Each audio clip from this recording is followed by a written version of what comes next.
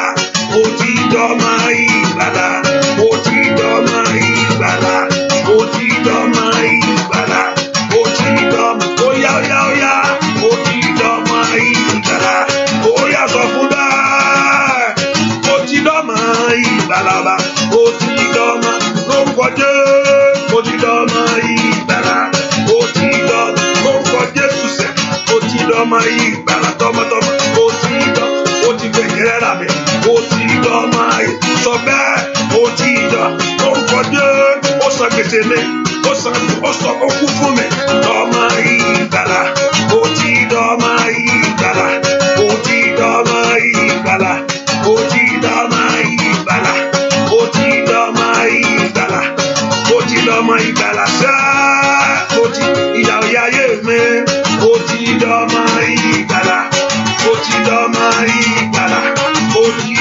tọmọtọmọ, tayátayá, tilétilé, ó ti dọ́mọ orúkọ Jésù, ayá bàbàbà, ó ti dọ́mọ ìgbàlà, ó ti dọ́mọ ìgbàlà. Ẹ porúkọ Jésù, Olúwa gbà mí, that Lord should deliver you. Ẹnìkan mo ní bá ti rí nǹkan lẹ́ẹ̀mejì, mọ̀ pé lákòókò mo rí bí ojú rí mọ̀ ọ̀pọ̀lọpọ̀ ń ṣàpèjúwe nǹkan fún mi, that God is telling me something like a tree, and that tree fẹ́ dàbí igi tó máa ń so ẹyìn, àmì igi ọ̀pẹ, ṣé ọ̀pẹ ni, ṣé ọ̀pẹ ló máa ń so ẹ̀yà igi tó máa ń so, ṣùgbọ́n ohun tí mo wá wò ni pé ẹni yẹn ó ṣépè fún igi yẹn, ó ṣépè fún igi yẹn. Alákọ̀ọ́kọ́ mo wò ó, ṣùgbọ́n bá ṣe ń kọrin ó padà wá, mọ̀ pé ẹni tó gbé ọ ṣépè kó mọ́ lè sọ ẹni tó gbé ọ ṣépè kó mọ́ lè sọ anyone that have caused your life that you will not produce that you will not be fruitful ẹni tó ní pé ò ní lè sọ ẹni tó bá ṣépè fún ọ tó ní ò ní lè sọ òun náà let that voice be destroyed ẹni tó ṣépè fún ọ ẹnikẹ́ni gbọ́wọ́ lórí rẹ gbé ọwọ́ lé orí rẹ lọ́wọ́lọ́wọ́ báyìí ìwọ Ọlọ́run Ísírẹ́lì gbogbo orí tá a bá fi rẹ ní àṣálẹ́ yìí ìdí tá a fi gbé wá tọ̀ wá put your hand upon your right hand your head anyone that have caused you gbogbo yẹn tó ṣépè fún ọ pé ò ní léṣu orí pé ẹni yẹn ń bá igi yẹn sọ̀rọ̀ ó ń sọ fún igi ṣùgbọ́n àpèjúwe ni lórúkọ Jésù ó yá ẹni tó ṣépè tó ní pé ìwọ igi ò ní léṣu ẹni tó fi ayé rẹ wé tó fi ọ̀nà rẹ wé tó sọ àníṣẹ́ pé ò ní méso jáde ní orúkọ Jésù èmi dónú agbára Ọlọ́run alààyè lọ́wọ́ ohun náà lọ́wọ́ ohun kan mo dúró lé lórí o lọ́wọ́ ohun Jésù lọ́wọ́ ohun àṣẹ ọ̀rọ̀ rẹ̀ I stand upon one word ohun agbára riaba oshatiriaba kofari kaliaba kafira le radia o kafiro strictalia mo dúró sí ohun abẹ́ agbára náà àti ní ọwọ́ lórí ohun yìí ẹni tó sọ pé kí n lọ wáìlì káfrada katali ebo kapa gbogbo ẹni tá a fi rere lọ́wọ́ anyone that been cursed gbogbo agbá tó ní ò ní so gbogbo agbá tó ní ò ní so gbogbo agbá tó ní ò ní so èmi dúró sínú abẹ́ àṣẹ Olódùmarè mo dúró sínú agbára àṣẹdá yìí pé ní orúkọ Jésù lọ́wọ́ ohun yìí ó yá gba ìtúsílẹ̀ from this voice. From this negative voice over your life that you will not produce. Gbogbo ohun tó ní pé ò ní so ní orúkọ Jésù lípàtótó likatara bakafiru sáyà èmi pa ní àṣẹ ó yá ohun náà kó bàjẹ́ ẹni tó fi ọrẹ lórúkọ Jésù Olúwa kó dá padà fún èmi pàṣẹ ìbùkún ó tètè rí abakapálẹ̀ àbá libroda kapálẹ̀ bó sáyà ó yá so. Èmi pàṣẹ ní orúkọ Jésù torí ọmọ aláṣẹ ni mí whatever I have decreed shall be established. Oh yeah, let the cardiac of fire, let your life begin to produce. Bẹ̀rẹ̀ sí ní èso rere, bẹ̀rẹ̀ sí ní èso rere, bẹ̀rẹ̀ sí ní èso ọmọ, bẹ̀rẹ̀ sí ní èso àṣeyọrí. Ègbé sọnù lórí ayé rẹ, ohun òdì bàjẹ́. Oh, every negative voice over your life being destroyed. Let God destroy it. Let God cancel it. Every voice that contrary to progress for your life. Ohun náà kó bàjẹ́. Let every negative voice be destroyed. In the name of Jesus. Ohun àṣetì bàjẹ́. Ohun àmúbá bàjẹ́. Ohun ikú bàjẹ́. Ó yá lórúkọ Jésù bàjẹ́. Let every negative voice over your life be destroyed. Dúà lórúkọ Jésù Kristi. Olúwa wa porúkọ Jésù dáadáa. Olúwa ní ipò tí ò yé mi yìí. Olúwa mú mi jáde ńbẹ̀. Ọ̀nà mi jó jágara láyé. Ọ̀nà mi jó là fún rere. In this position where you don't understand. Ní ipò tí ò yé mi yìí, Olúwa mú mi jáde ńbẹ̀. Olúwa mú mi jáde ní kò yé mi yìí. Tell Lord to bring you out. I'm not coming tonight again, so please pray. So I will take you in a little more prayer. So I'm not coming back tonight. No more prayer tonight. So those that don't speak Yoruba, now maybe I can switch in Yoruba for you now. So I interpret, switch to English and I interpret you. That Lord should bring you out. In this position that I'm in, that you don't understand. Tó bá yíyọ ó máa ṣe lọ ni torí kò yíyọ ló fi ń sọkún. Eléyìí ò máa yé mi. I don't understand why my life kò yíyọ ni.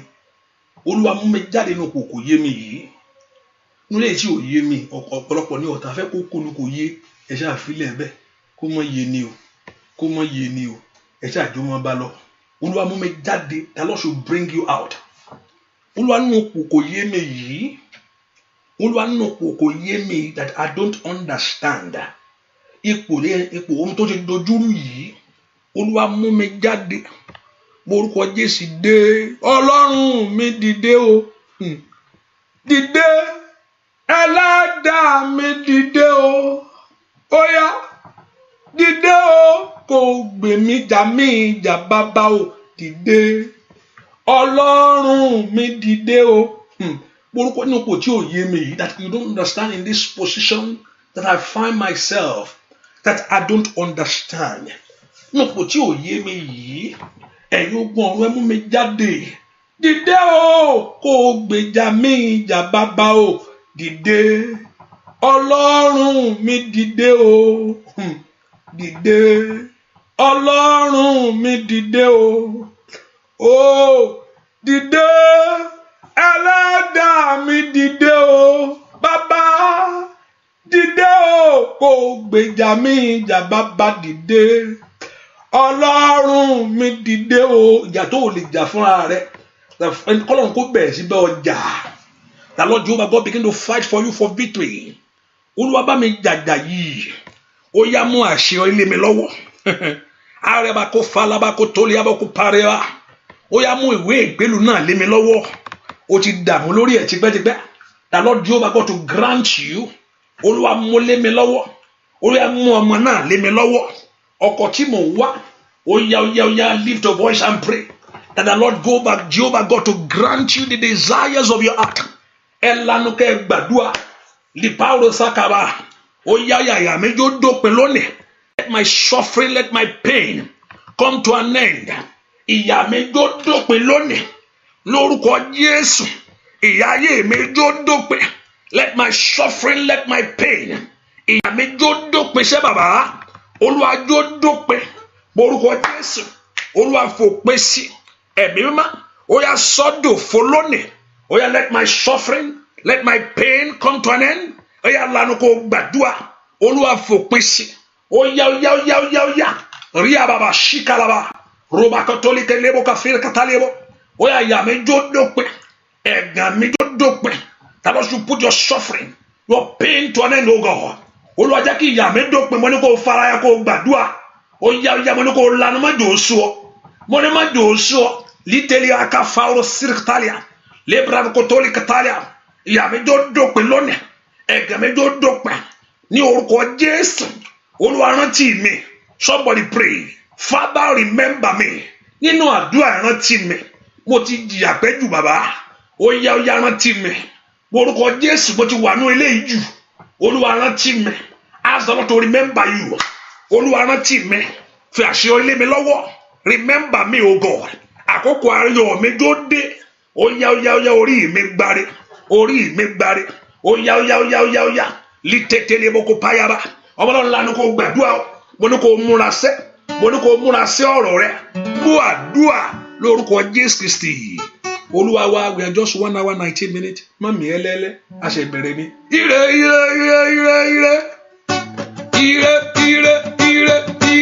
ayọ̀.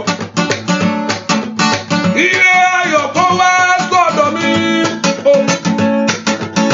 Ìbànújẹ́ kò sí lọ́rọ̀ mi o. Mo dúpẹ́. Ó yá ire.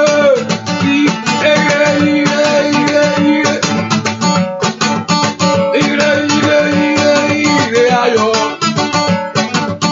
Ire ayọ̀ kó wá sọ́dọ̀ mi o. Ìbànújẹ́ kò sí láyé mi o. Mo dúpẹ́. Ẹnìkan mo fẹ́ kó gbàdúrà. Ẹnìkan bó ṣe rìn o rò pé o wáṣọ ṣùgbọ́n ìwòwò ló wà. There's somebody here on this prayer now, even though you are walking with a cloth, but as you are walking, you are naked. Ire kólúwa kó daṣọ bò ọ́. Kólúwa kó da arákùnrin rẹ̀ o. Kólúwa kó daṣọ bò ọ́. Arákùnrin ọ̀dọ́ díẹ̀ ni. Kólúwa kó daṣọ bò ọ́. Ire o. ayọ̀ kó wá sọ́dọ̀ mi o. Kọ́lọ́run kó daṣọ bò ọ́, Olúwa daṣọ padà sọ́run rẹ̀. Wọ́n ní o ṣẹ̀ ní gbogbo ohun yẹn, ó ní ó ṣẹ̀ ní gbogbo ohun yẹn ó ló ṣẹ̀ ní, ó ló ṣẹ̀ ní. Olúwa daṣọ padà fún. Rántí ẹ̀jẹ̀ rẹ lórí àgbélébùú, ró tẹ̀jẹ̀ rẹ, wọ́n ló ṣẹ̀ ní. Alágbára ró tẹ̀jẹ̀ rẹ, Jésù mi. Oh, those that don't understand Yoruba, I'm sorry. I say somebody, you are walking naked. I say you have sinned. I say the Lord should forgive. Bàbá mi má gbà mí lọ́wọ́ ogun èṣù. Tẹ̀jẹ̀ rẹ ní ìhòòrò, bóyá ró tẹ̀jẹ̀ rẹ. Alágbára ró tẹ̀jẹ̀ rẹ, kábíyèsí Jésù mi o. Bàbá mi má gbà mí lọ́wọ́ ogun èṣù. Bàbá tẹ̀jẹ̀ rẹ ní ìhòòrò, ró tẹ̀jẹ̀ rẹ. Alágbára ró tẹ̀jẹ̀ rẹ. Jésù mi o. Bàbá mi má gbà mí lọ́wọ́ ogun èṣù. Bàbá tẹ̀jẹ̀ rẹ ní ìhòòrò, bóyá ró tẹ̀jẹ̀ rẹ. Alágbára ró tẹ̀jẹ̀ rẹ. Jésù mi o. Bàbá mi má gbà mí lọ́wọ́ ogun èṣù. Tẹ̀jẹ̀ rẹ ní ìhòòrò, ró tẹ̀jẹ̀ rẹ. Alágbára lórí omi òní, ró tẹ̀jẹ̀ rẹ. Jésù mi. Bàbá mi má gbà mí lọ́wọ́ ogun èṣù. Ṣá tẹ̀jẹ̀ rẹ ní ìhòòrò, bóyá ró tẹ̀jẹ̀ rẹ. Bóyá alágbára lórí ọmọ yìí, ró tẹ̀jẹ̀ rẹ. Jésù mi o. Bàbá mi má gbà mí lọ́wọ́ ogun èṣù. Bàbá tẹ̀jẹ̀ rẹ ní ìhòòrò, ró tẹ̀jẹ̀ rẹ. Ṣé ọkàn rẹ payá? Alágbára ró tẹ̀jẹ̀ rẹ. Jésù mi. Bàbá mi má gbà mí lọ́wọ́ ogun èṣù. Bàbá tẹ̀jẹ̀ rẹ ní ìhòòrò, bóyá ró tẹ̀jẹ̀ rẹ. Alágbára ró tẹ̀jẹ̀ rẹ. Jésù mi. Bàbá mi má gbà mí lọ́wọ́ ogun èṣù. Jésù tẹ̀jẹ̀ rẹ ní ìhòòrò, bóyá ró tẹ̀jẹ̀ rẹ. Ẹni tó ṣẹ̀kù wọ́n lágbára, ẹni tó lóhùn ò ní gbà, ró tẹ̀jẹ̀ rẹ. Jésù mi o. Bàbá mi má gbà mí lọ́wọ́ ogun àṣetì. Tẹ̀jẹ̀ rẹ ní ìhòòrò, bóyá ró tẹ̀jẹ̀ rẹ. Alágbára ró tẹ̀jẹ̀ rẹ. Jésù mi o. Bàbá mi má gbà mí lọ́wọ́ ogun èṣù.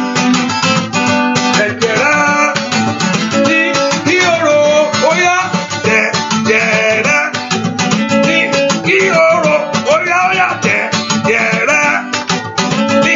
The Lord should consider his blood. Tẹ̀jẹ̀ rẹ ní Olódùmarè. Tẹ̀jẹ̀ rẹ ní ìhòòrò, bóyá tẹ̀jẹ̀ rẹ o ní ìhòòrò. Bàbá tẹ̀jẹ̀ rẹ ní ìhòòrò.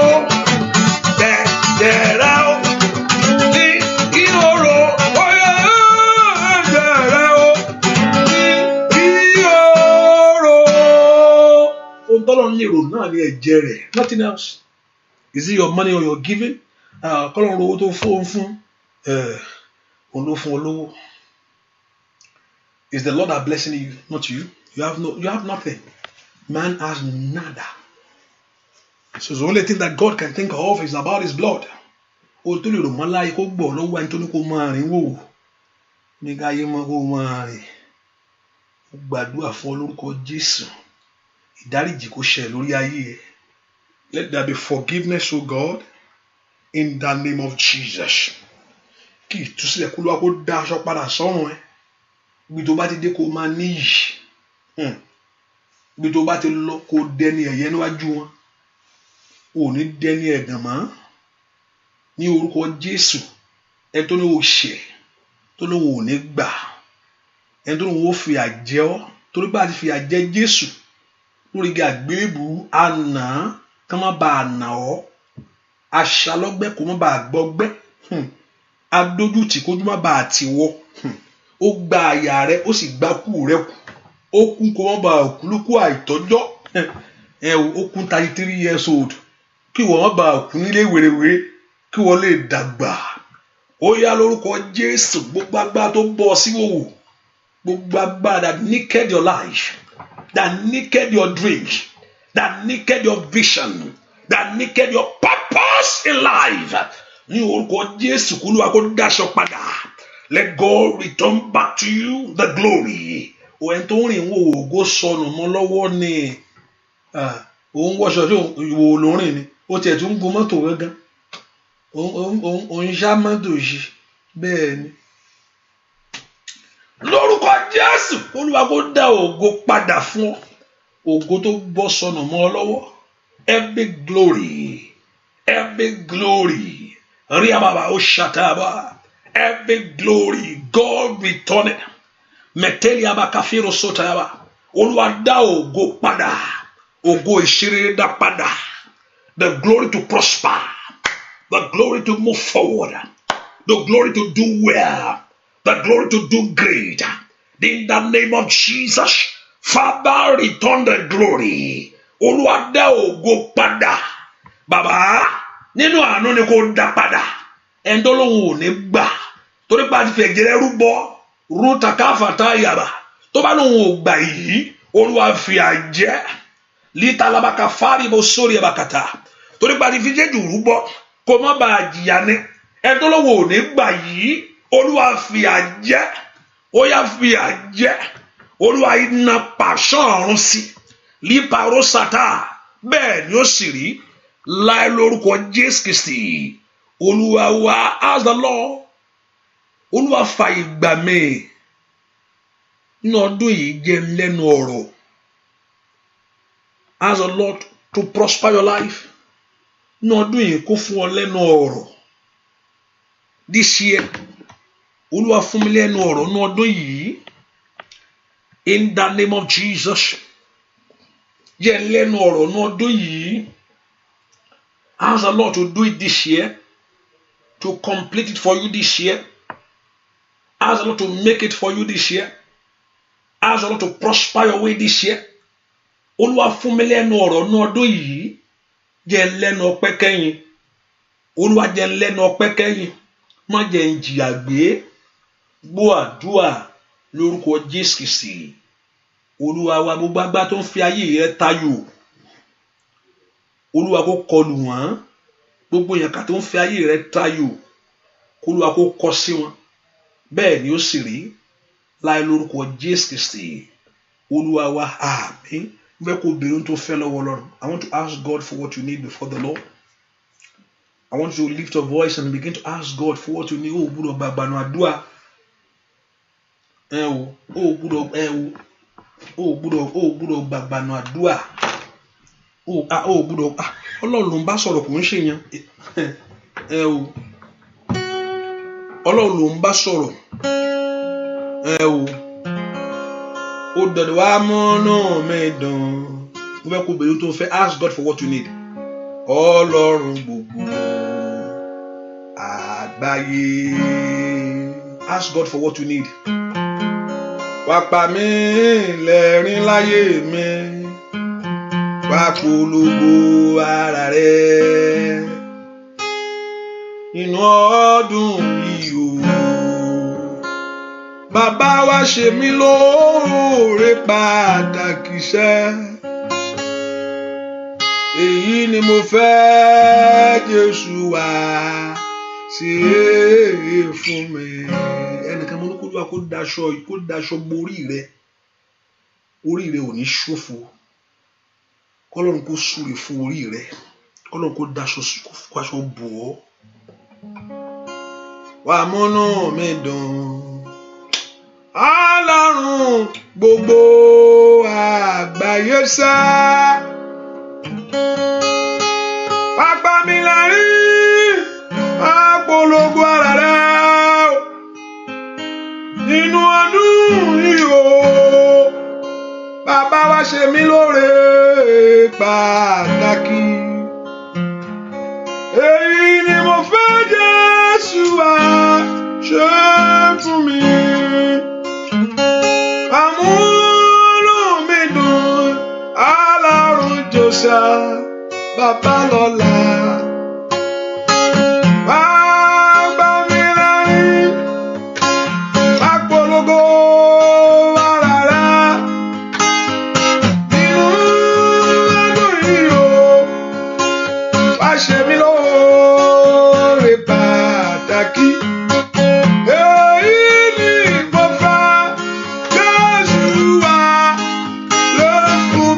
This year is your year.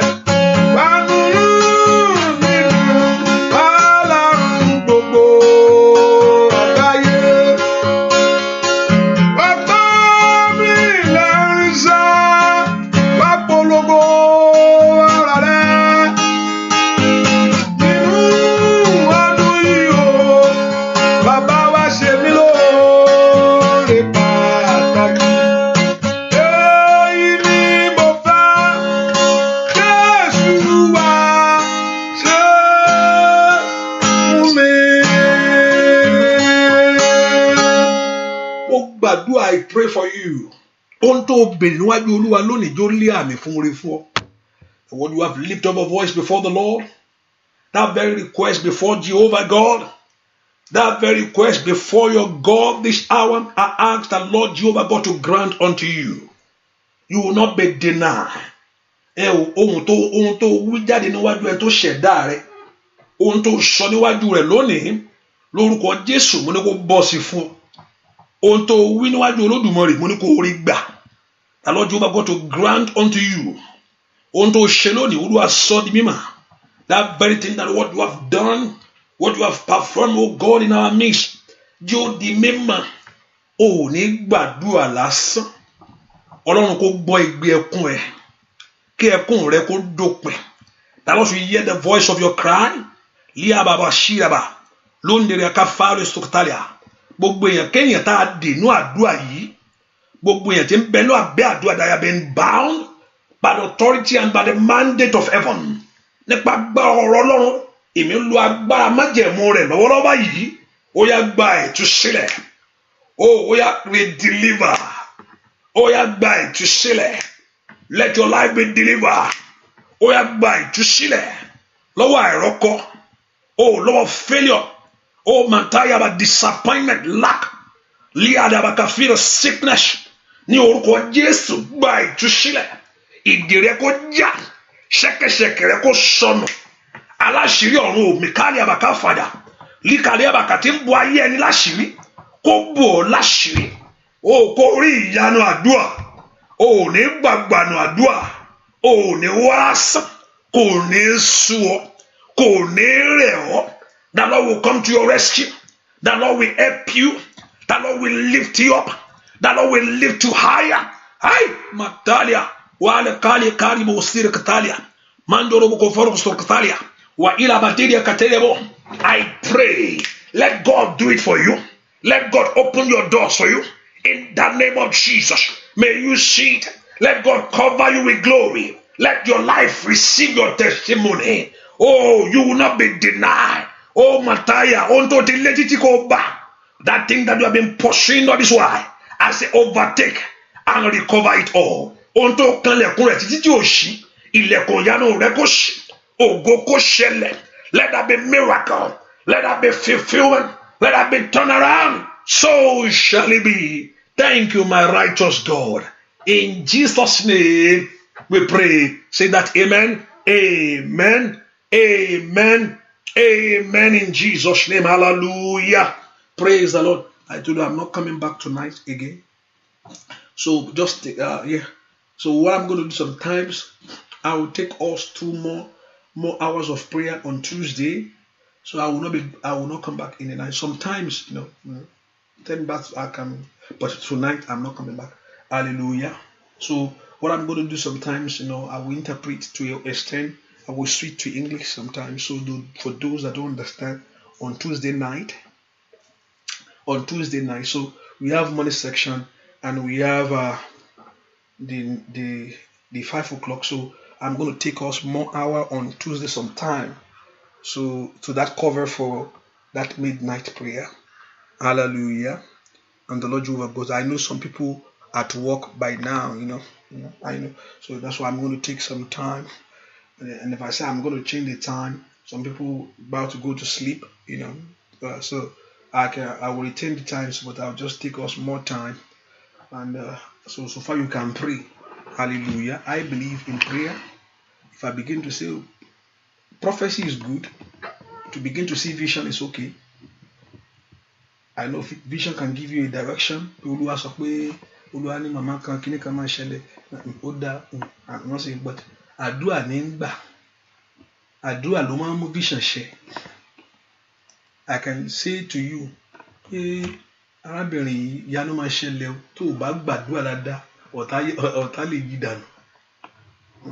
So I believe that you should open your mouth and pray. Yeah, I believe that you should pray.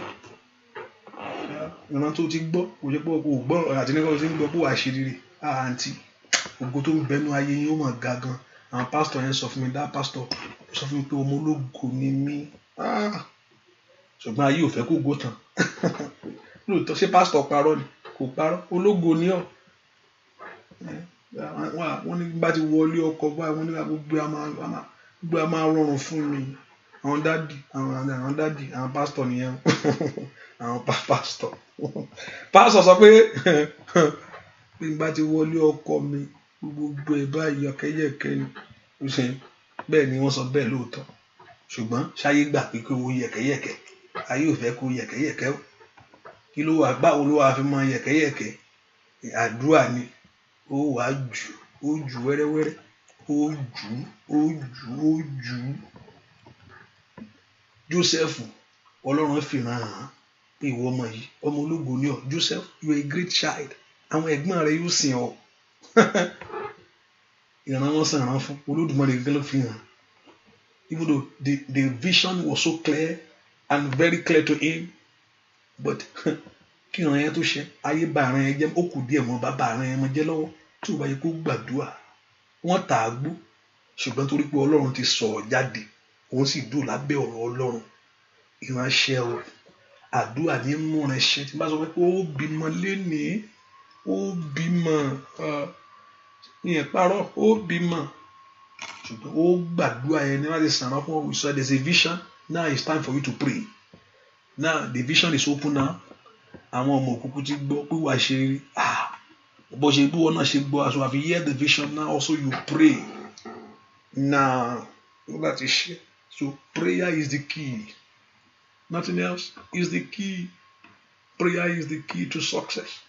Prayer, you continue to pray and you never tired. Sometimes I know you can be frustrated. Sometimes you can be tired. Say, I'm not going to pray anymore. Mo ti ń gbà nǹkan. Mo ti ń gbà láti jọ́ yìí. Ó dà ṣó fẹ́ lọ ṣoògùn ni. So ó lọ ṣoògùn ni. Mo ti ń gbàdúrà mà. So wà lọ ṣoògùn ni báyìí. Are you going to go and do something else? Arábìnrin kan pè mí jọ́ kan.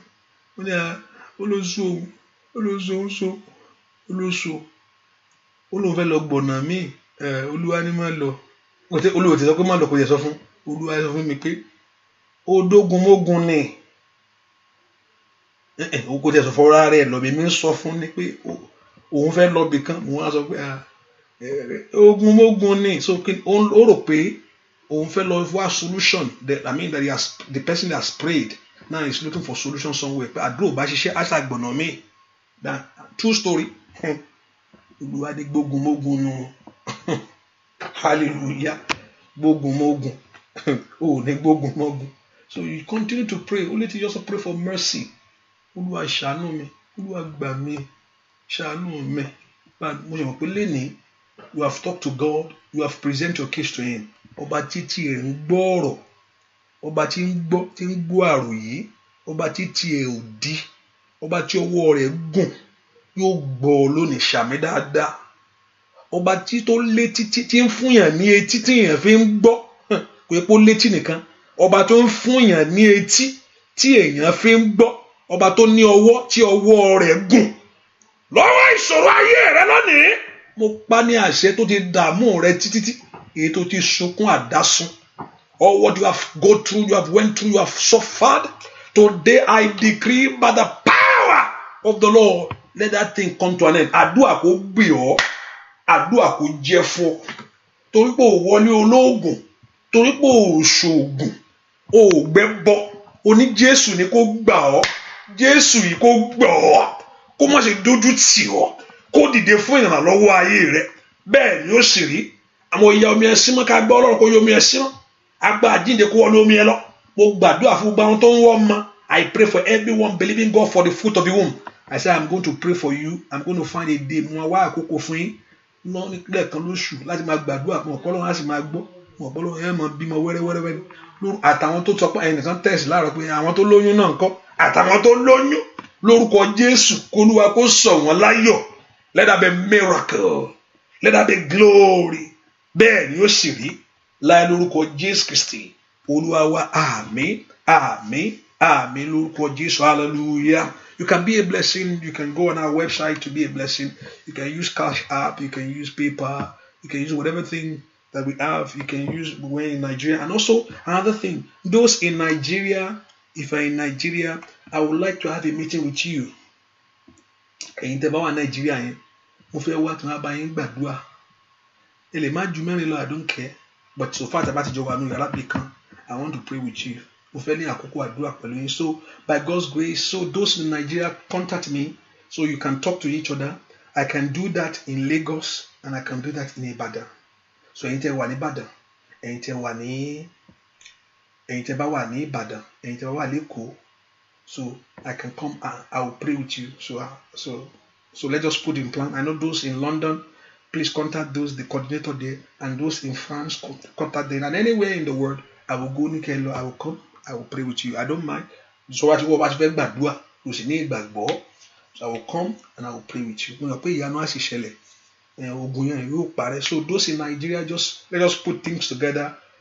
We can work things together, just to pray and you receive to call upon God and the Lord Jehovah God. So let us put to work by God's grace, and very soon we're going to do that. Very soon, at least maybe from April, May, we can do that by God's grace. Hallelujah. So God bless you. So orí ọ̀fẹ́ Jésù Kristi Olúwa, ìfẹ́ mọ́ ti Ọlọ́run, àdúrà yín kó gbà, kórí ọ̀fẹ́ kó dájú, bẹ́ẹ̀ ni ó sì rí, kó lálàá ìṣẹ́gun, kó Olúwa kó fi ìran ìjìnlẹ̀ hàn ọ́, that Lord should open your eyes, bẹ́ẹ̀ ni ó sì rí, láì lórúkọ Jésù Kristi Olúwa wa. Àmín, àmín, àmín lórúkọ Jésù. No prayer tonight, tomorrow, no prayer tonight, no prayer 9 o'clock tonight. God bless you. Bye bye.